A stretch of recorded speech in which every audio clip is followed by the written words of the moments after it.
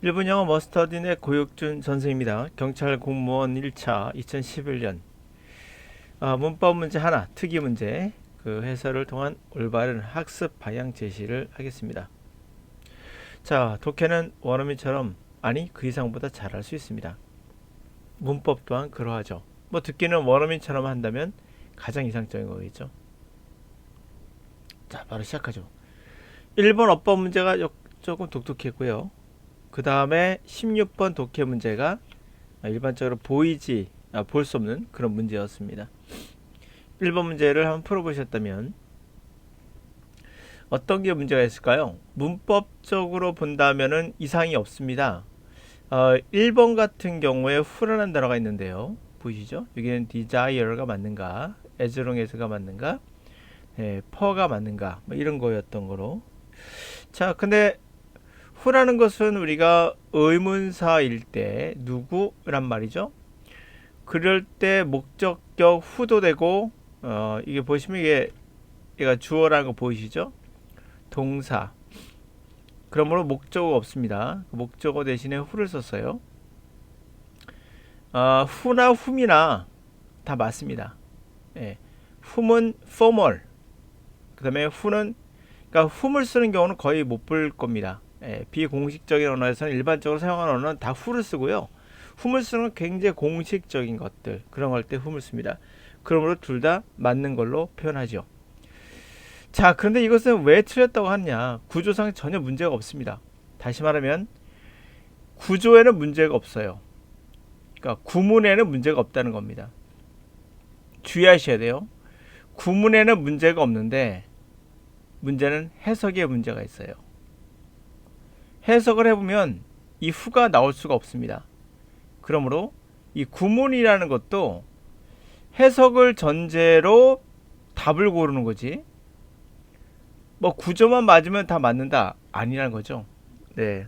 그래서 이게 보시면은 구조는 맞지만 해석이 틀렸다. 다시 말씀드릴게요.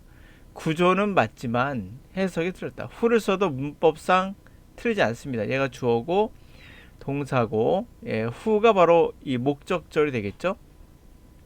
여기가 이제 목적절입니다. 그러므로 목적절에서의 의문사 후 괜찮습니다. 훔을 써도 맞고요. 둘 다 맞습니다.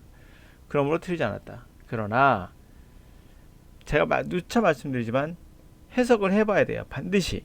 그러므로 해석하지 않고 문법 문제 풀었을 때 어떤 결과가 나오느냐를 정확히 보여주는 게 1번이었어요. 읽어볼게요.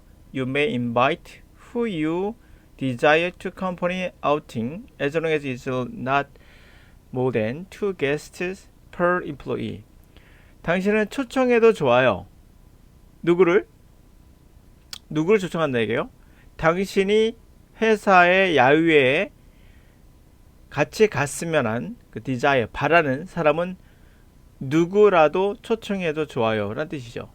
as long as 뭐뭐 하는 한 more than 2명 이상이 되지 않는 이상 per employee 종업원 하나당 직원 하나당 2명 넘지 않는 한 누구라도 좋아요 라는 뜻이 들어가야 돼요. 그때 every 강조가 되는 모두라는 뜻을 갖고 있는 것은 바로 every와 비슷한 ever가 되겠죠. 그래서 whoever가 정답입니다. 그러므로 당신은 초청해도 좋아요. whoever you desire. 회사의 야유회에 누구를 데려와도 상관없습니다. 라는 뜻이 되겠죠. 그러므로 who가 아니라 ever가 들어가야 된다는 거예요. 그리고 혹자는 목적어니까 whomever가 맞다라고 대부분의 선생님들 해설서에는 이렇게 나와 있어요. whomever라고. 그만큼 우리나라 영어 강사들이 형식적이고 현실과는 동떨어진 영어를 구사한다는 걸 알 수 있습니다. whomever? 글쎄요. 미국 사람한테 물어보면 열이면 열. 글쎄라고 할 거예요. 왜? 실제로 거의 사용하지 않으니까요. 하물며 BBC나 또는 MBC에서도 이것을 다뤄본 적이 있어요. whomever가 맞느냐, whoever가 맞느냐. 그 정도로 헷갈린다는 거죠. 공식적으로는 whomever가 맞지만 비공식적으로는 whomever 거의 쓰지 않습니다. 그러므로 언어는 공식이라는 게 없는 거죠. 그러므로 whoever 맞고 whomever도 맞습니다. 그러나 ever는 반드시 붙여야 되는 거죠. 왜? 의미상 그래요. 그러므로 의미를 파악하고 나면 이게 잘못됐다는 걸 알 수 있으나 이 구조로만 본다면, 그러니까 구문으로만 본다면 해석을 제끼고 후는 틀리지 않습니다. 이해가셨나요? 자, 그래서 좋은 문제였다. 학생들에게 해석하지 않는 어법은 가라 라고 말하는 거고, 그걸 해설한 선생님들도 해석하지 않고 문법 문제를 풀 수 있다고 말하는 분들 제껴야 된다. 두 번째로는 후메보가 맞다라고 써 있는 것도 이 강사가 얼마나 현실과 동떨어져 있는 강사인지를 보여주고 있는 거죠. 후에버 맞습니다. 후메버도 맞습니다. 둘 다 틀리지 않습니다. 다음 글의 내용으로 추론. 사실 이런 문제는 거의 안 나오죠. 근데 추론 문제가 나왔더라고요. 그래서 왜 추론을 썼을까? 그냥 뭐 일치 불일치 문제는 뒤에 나와요. 그리고 이 공무원 용어의 특성상 1번부터 쭉 나가다가 맨 마지막에 20번 문항까지 해서 뒤쪽이 어렵게 나고요. 앞에 일반적으로 쉽습니다. 지문이 쉽다는 거예요. 문제가 쉽다는 게 아니라 지문이 이렇게 구성이 되는 것도 난이도를 조절한 거죠. 그래서 뒤에 문제가 난이도가 지문 난이도가 높다는 겁니다. 그렇다고 문제가 어렵다는 것은 아니에요. 그래서 왜 추론이라는 말을 썼을까? 굳이 그냥 내용 일치를 쓰지 라고 생각하며 읽어봤는데요. 그럴 만한 이유가 있더라고요. 같이 한번 보도록 하겠습니다. Dear readers, when I was 7, my father decided to give me something he had never enjoyed, education. Ever since then, I have been able to appreciate the value of reading and lifelong learning. This book is my personal contribution to developing, strengthening the culture both of learning and reading our country. It is a shortened version of my biography and has been written so that everyone can share my experiences. But it is not just my story.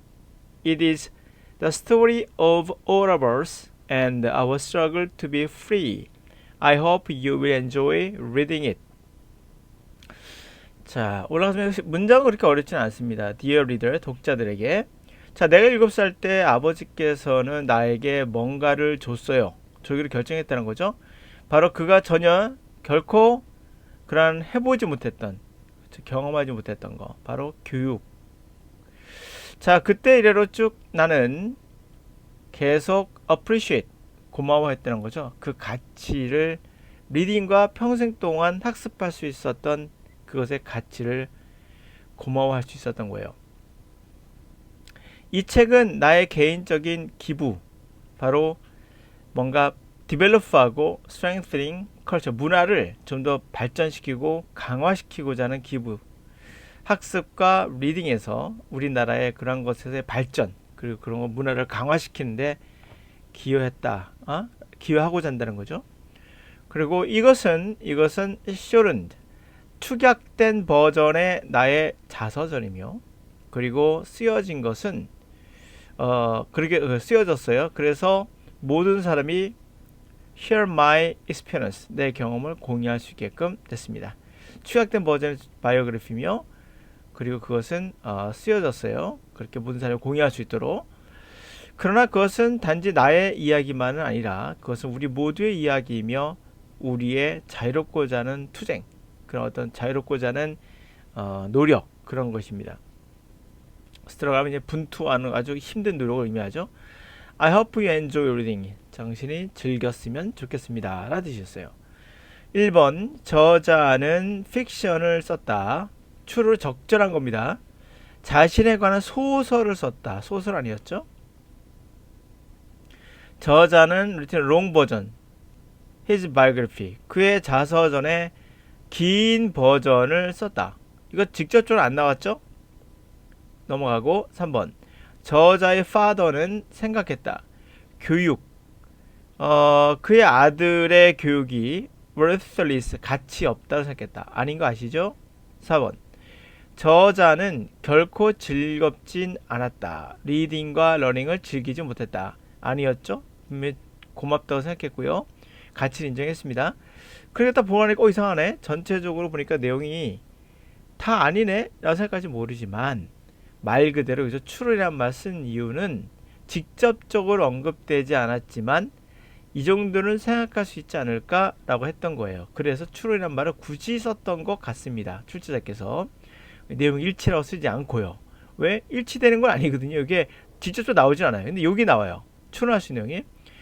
It shouldn't. 다시 말하면 축약된 버전이 있다는 거잖아요. 그러니까 축약된 버전이라는 게 뭐겠어요?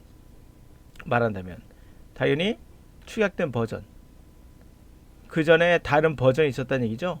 이 버전이라는 것은 변화를 시키는 거예요. 그럼 막 최초의 버전이 있을 것이고 그 버전이 1.0이라면 그 다음에 2.0이 되잖아요. 그런 것처럼 변화를 줬다는 거예요. 버전 자체가. 그러면 나의 자서전에 다른 버전이 있다는 거거든요. 그게 쇼튼 버전인 거예요. 짧은 버전. 그러므로 이 버전의 뜻을 정확히 아신다면 이것은 분명 앞에 1.0이 있었겠구나. 그것은 아무래도 쇼튼의 반대인 롱거가 아니겠는가라고 말 그대로 추론할 수 있다. 직접적으로 언급되지 않아서 일치 문제라고 말할 수는 없었던 것 같아요. 일치 불일치 문제로 내진 않고 추론의 영역으로 남겨둔 겁니다. 자, 그러므로 이게 새로운 유형이 나올 때는 이 문장을 잘 보셔야 돼요. 이거 익숙하지 않은 주제, 요지, 제목도 아니고 일치 불일치도 아니고 왜 갑자기 추론을 썼을까? 그 많은 이유가 있는 겁니다. 기존의 문제로 커버할 수 없기 때문에 그때는 이 새롭게 변하는 말 이런 거 좀 신경을 써주시면 쉽게 우리가 함정에 빠지지 않고 쉽게 고를 수 있죠. 롱 버전은 분명 나오지 않았으나 추론이 가능하겠다라는 것을 알 수 있었습니다. 자, 이렇게 해서 우리가 첫 번째는 이런 문법 문제도 해석을 해야 된다는 것을 보여준 거예요. 구조에는 문제 전혀 없습니다. who you desire에는 whom을 써도 맞고 who도 맞습니다. 저거. 자, 그다음에 두 번째로는 새로운 유형이 이렇게 나오면 그럴 때 우리가 어떻게 한다? 그 말을 잘 읽어보면 그 요지를 말하고자 하는 요지를 알 수 있다라는 겁니다. 물론 기본적으로 해석은 기본이고요. 네. 자, 다음 시간에 또 뵙도록 하겠습니다.